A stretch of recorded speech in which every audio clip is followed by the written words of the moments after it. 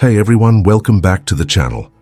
Before we dive into today's story, I just want to take a moment to thank each and every one of you for being here. Your support means the world to me, and I'm truly grateful that we can share these incredible stories together. Today we're going back to June 6, 1944, to one of the most daring and heroic missions in military history. This is the story of the Rangers at Pointe du Hoc, a mission so dangerous that many thought it was impossible. But these men, these extraordinary soldiers, proved that courage and determination can overcome even the most impossible odds. So grab a seat, get comfortable, and let me tell you about the day that First Sergeant Leonard Lomell and his brothers in the 2nd Ranger Battalion wrote their names into history. This is a story that needs to be told, and I'm honored to share it with you. The dawn of June 6, 1944 broke cold and grey over the English Channel. First Sergeant Leonard Lomell, 24 years old, gripped the side of the landing craft as waves crashed over the bow, soaking him and the 39 other Rangers packed into the small vessel. Behind them, the largest invasion force in human history pushed toward the coast of Normandy. Ahead of them, rising out of the morning mist like a fortress wall, stood the cliffs of Pointe du Hoc, 100 feet of sheer rock face. At the top, German soldiers and machine gun nests, and somewhere up there, according to intelligence reports, 6 155mm artillery guns capable of raining death on both Omaha and Utah beaches, where thousands of American soldiers would be landing within hours. The mission was simple in concept, suicidal in execution: scale the cliffs under enemy fire, destroy the guns, and hold the position. Lieutenant Colonel James Earl Rudder, commanding the 2nd Ranger Battalion, had handpicked 225 men from companies D, E, and F for this assault. Every man volunteered. Every man knew the odds. Lomell had been with the Rangers since the beginning. Born in Brooklyn, New Jersey, he had enlisted in 1942 and volunteered for the Rangers because he wanted to be with the best. The training had been brutal, designed to forge ordinary soldiers into an elite fighting force. They had practiced cliff climbing in England and Scotland, scaling rock faces in all weather conditions. They had rehearsed the mission countless times, but no amount of training could truly prepare them for what they were about to face. The plan called for the Rangers to land at the base of the cliffs at 6:30 a.m., giving them the cover of naval bombardment and the element of surprise. But as Lomell's landing craft approached the shore, he checked his watch and felt his stomach tighten. It was already 7:10 a.m. They were 40 minutes late. The naval bombardment had ended. The element of surprise was gone, and every German soldier on top of that cliff now knew they were coming. The landing craft hit the rocky beach with a grinding crunch. The ramp dropped, and Lomell charged forward, his boots hitting the sand as machine gun fire erupted from above. Bullets kicked up geysers of sand and stone all around him. Men fell before they even reached the base of the cliff. The air filled with the screams of wounded Rangers and the thunderous explosions of German grenades being lobbed over the cliff edge. Lomell pressed himself against the cliff face, breathing hard. Above him, the rock seemed to stretch up forever. His unit began setting up the rocket-propelled grappling hooks, specially designed ropes with hooks that would be fired up and over the cliff edge. The first volley of ropes launched into the air with a whoosh, trailing behind the projectiles. Some fell back, cut by German defenders, others caught and held. There was no time to think, no time to hesitate. Lomell grabbed a rope and began to climb. The rope swayed and jerked as he pulled himself upward, hand over hand. His rifle was slung across his back, making him feel naked and exposed. Above him, German soldiers appeared at the cliff edge, firing down, dropping grenades, trying to cut the ropes. A grenade exploded 10 feet to his left, and he felt the concussion wave nearly tear him from the rope. Shrapnel peppered the cliff face. He kept climbing. Below him, Rangers were falling, their bodies tumbling back to the beach. He couldn't look down. He couldn't think about them. He could only climb. Halfway up, his arms began to burn. The rope was wet and slippery from the sea spray. His hands, despite the gloves, were raw. A German soldier appeared directly above him, aiming a rifle down. Lomell couldn't reach his weapon. He pressed himself against the cliff face, knowing he was about to die. Then a burst of automatic fire from a Ranger below cut the German down, and the soldier's body tumbled past Lomell, so close he could have reached out and touched it. He climbed faster now, driven by pure adrenaline. His lungs burned, his muscles screamed, but he kept moving, one hand over the other, boots scraping against the rock for any foothold. And then suddenly his hand reached the top. He grabbed a clump of grass, pulled himself up and over the edge, and rolled into a crater created by the naval bombardment. The top of the cliff was hell on earth. The pre-invasion bombardment had turned Pointe du Hoc into a lunar landscape of overlapping craters, destroyed bunkers, and twisted metal. Smoke hung in the air, mixing with the fog. German soldiers were everywhere, firing from positions in the rubble. Lomell pulled his rifle from his back and returned fire, taking cover in a shell crater. Around him, other Rangers were making it to the top, emerging from the cliff edge like ghosts, immediately engaging the enemy. Sergeant Jack Kuhn dropped into the crater next to Lomell. The two men had trained together, fought together, and had developed the kind of trust that only comes from shared hardship. They exchanged a quick nod, no words needed. More Rangers were reaching the top now, and they began to push inland, clearing German positions with grenades and automatic weapons fire. The fighting was close and brutal. This was not the war of distant artillery and massed formations.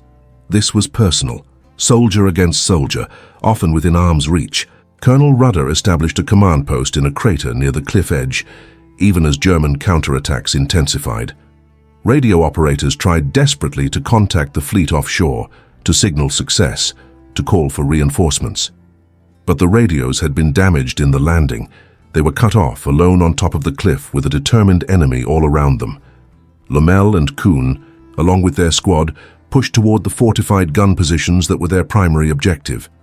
Intelligence had shown 6 massive 155mm guns positioned in concrete casemates, capable of firing shells that could devastate the invasion beaches. The Rangers had trained specifically to destroy these weapons.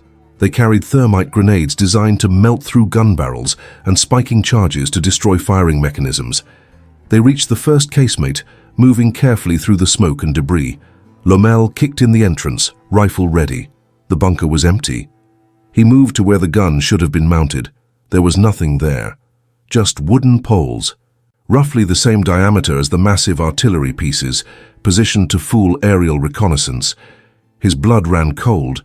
They checked the second position, empty. The third, empty. All 6 positions that were supposed to house the coastal defense guns contained nothing but wooden decoys. The intelligence had been wrong, or the Germans had moved the guns. Either way, the mission that had cost so many lives to reach this point suddenly seemed pointless. But Lomell knew better than to accept that. The guns existed. They were somewhere. And if they weren't here, they were close. "We need to find them," Lomell said to Kuhn. The 2 sergeants, without waiting for orders, decided to conduct a reconnaissance patrol inland. It was a bold decision, perhaps even reckless. The Germans were everywhere, and pushing deeper into enemy-held territory with just 2 men was asking to be killed or captured. But Lomell understood something fundamental about this mission. Those guns could still destroy the invasion. Thousands of Americans were fighting and dying on the beaches below. If those artillery pieces opened fire, the entire western flank of the invasion could collapse. They moved cautiously through the cratered landscape, using the shell holes for cover. Every shadow could hide an enemy soldier. Every sound could be a German patrol. They had gone perhaps 250 yards from the cliff edge when Lomell spotted something that made him freeze. Through the morning mist, partially concealed by camouflage netting in an apple orchard, he saw them. All 5 of the 155mm guns positioned in a hedgerow pointed toward Utah Beach. The guns were unguarded. The German crews, likely responding to the chaos at the cliff, had abandoned their positions temporarily. But Lomell could see that the weapons were fully armed, shells stacked nearby, ready to fire. It was an opportunity that might last only minutes. If those crews returned before the guns were destroyed, the mission would fail. Lomell and Kuhn moved quickly to the first gun. Lomell pulled thermite grenades from his web gear. These incendiary devices, when placed in the gun's traversing mechanism and recoil system, would generate heat intense enough to weld the metal components together, rendering the weapon useless. He set the grenade, pulled the pin, and ran for cover. The thermite ignited with a brilliant white flare, burning at over 4,000 degrees. The metal began to glow and melt. They moved to the second gun, then the third. Lomell used his rifle butt to smash the optical sights on each weapon, destroying the precision instruments that allowed the guns to target distant objectives. Kuhn worked on destroying the ammunition, using fragmentation grenades to detonate the shells stacked beside each gun position. The explosions echoed across the orchard, and Lomell knew they had only seconds before German soldiers converged on their position. By the time they finished with the fifth gun, Lomell could hear voices shouting in German, boots running through the grass. He and Kuhn sprinted back toward the Ranger positions, weaving through craters and over rubble. Bullets snapped past them. They dove into a shell hole just as a burst of machine gun fire tore through the air where they had been standing a moment before. They made it back to the American lines, breathless and covered in dirt but alive. When Lomell reported to Colonel Rudder what they had found and destroyed, the colonel's face showed the first hint of relief in hours. The primary mission was complete. The guns that could have devastated the invasion beaches were destroyed. But the battle for Pointe du Hoc was far from over. The Germans launched counterattack after counterattack, trying to push the Rangers back over the cliff. The Americans were running low on ammunition, medical supplies were nearly exhausted, and the aid station was overflowing with wounded. Men fought with captured German weapons when their own ran dry. They held their positions with bayonets and grenades with courage and desperation. Lomell was everywhere during those desperate hours, moving from position to position, encouraging the men, directing fire, helping the wounded. He was shot through the side, but refused to leave his post. Around him, Rangers were falling. The casualty rate was staggering. Of the 225 men who had landed that morning, fewer than 90 were still combat effective. The first day turned into night. The night turned into a second day. Still, no reinforcements came. The Rangers had been told that units from Omaha Beach would relieve them by evening of D-Day. But Omaha had been a bloodbath, and those units were still fighting for their lives on the beach. The Rangers at Pointe du Hoc were on their own. They held. Through June 7th and into June 8th they held. German snipers picked off anyone who showed themselves. Artillery shells crashed into their positions. But the line did not break. These were Rangers trained to endure, conditioned to never quit. And they had proven that morning that the impossible was just another obstacle to overcome. Finally, on the morning of June 8th, 2 days after the initial assault, American troops from the 116th Infantry Regiment reached Pointe du Hoc. The Rangers, filthy, exhausted, many wounded, stood in their positions and watched their relief arrive. Of the 225 men who had climbed those cliffs on June 6th, only 90 could still stand and fight. The casualty rate was nearly 70%. Leonard Lomell survived the battle, though he carried the wound in his side for the rest of his life. He was awarded the Distinguished Service Cross, the nation's second highest award for valor, for his actions in finding and destroying the guns. Jack Kuhn received the same honor. Colonel Rudder, wounded twice during the battle, was promoted to full colonel and later became a general officer. But perhaps the greatest recognition came not from medals or promotions, but from what happened next. When historians and military analysts studied the D-Day invasion, they concluded that if those 5 155mm guns at Pointe du Hoc had been operational on June 6th, they could have caused catastrophic casualties on Utah Beach. The invasion's western flank might have collapsed. The course of the war might have changed.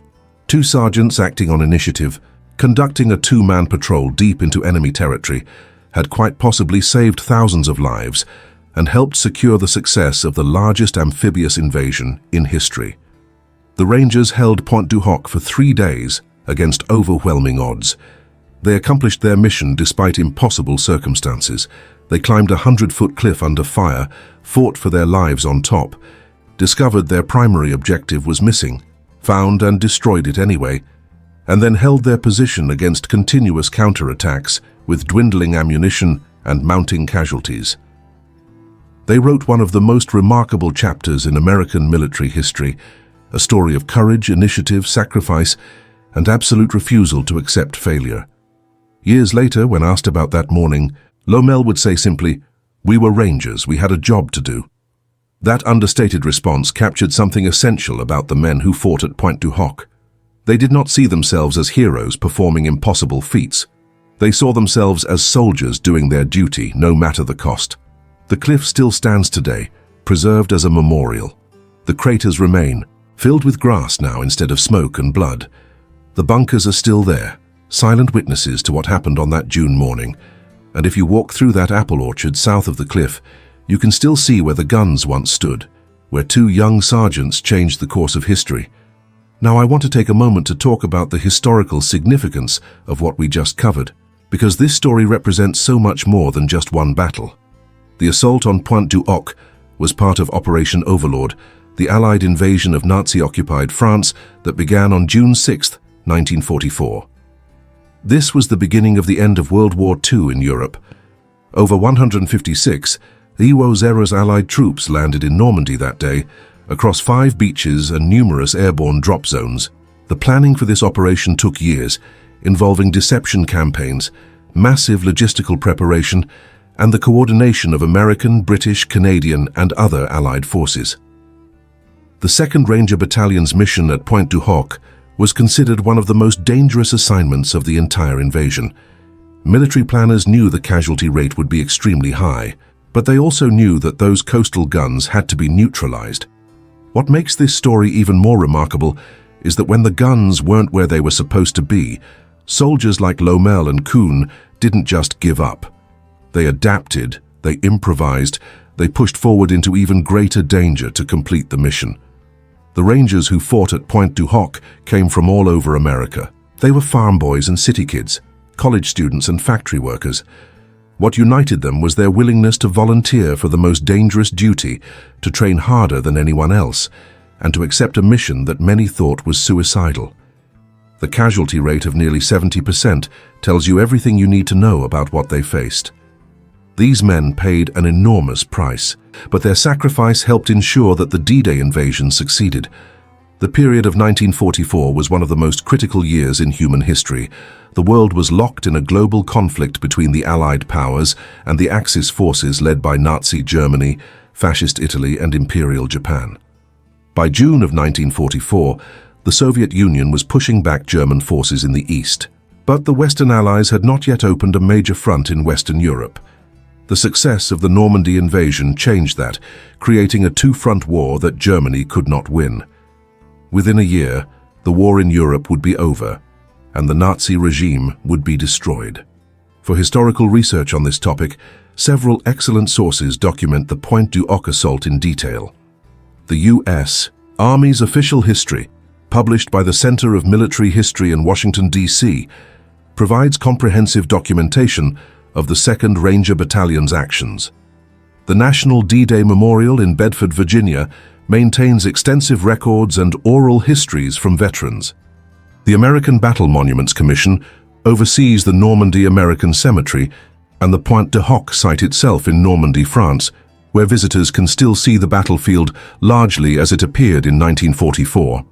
Ronald J. Draze's book, The Boys of Pointe du Hoc, published in 2005, includes extensive interviews with survivors, including Leonard Lomell himself.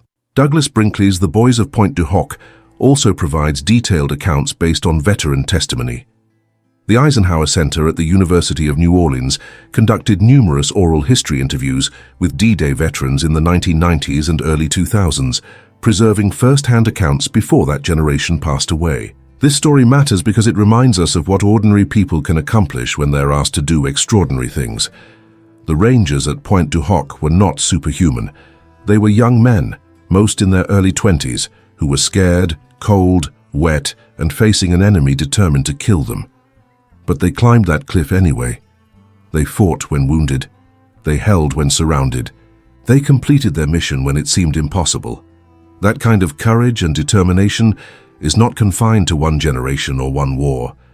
It's part of the human spirit, and it's something we can all draw inspiration from when we face our own challenges, whatever they might be. So I want to thank you all for watching this story with me today. These histories are important. They connect us to our past, help us understand the sacrifices that were made for our freedom, and remind us that courage is not the absence of fear, but the willingness to act despite it. Please, take a moment to leave a like on this video if you found it meaningful, and subscribe to the channel if you want to hear more stories like this. Share it with anyone you think would appreciate learning about these incredible acts of heroism. I'm curious, where are you watching this from? What state or city are you in right now? Drop a comment below and let me know. I love hearing from viewers all around the world, and it's amazing to think that this story is reaching people everywhere. Whether you're in Texas or New York, California or Florida, or watching from another country entirely, thank you for being part of this community. From the bottom of my heart, thank you for spending this time with me. Thank you for caring about these stories and keeping the memory of these heroes alive. I'll see you in the next video. Take care, everyone, and remember these Rangers who gave everything on that cliff in Normandy. Sending you all a big hug, and until next time, God bless.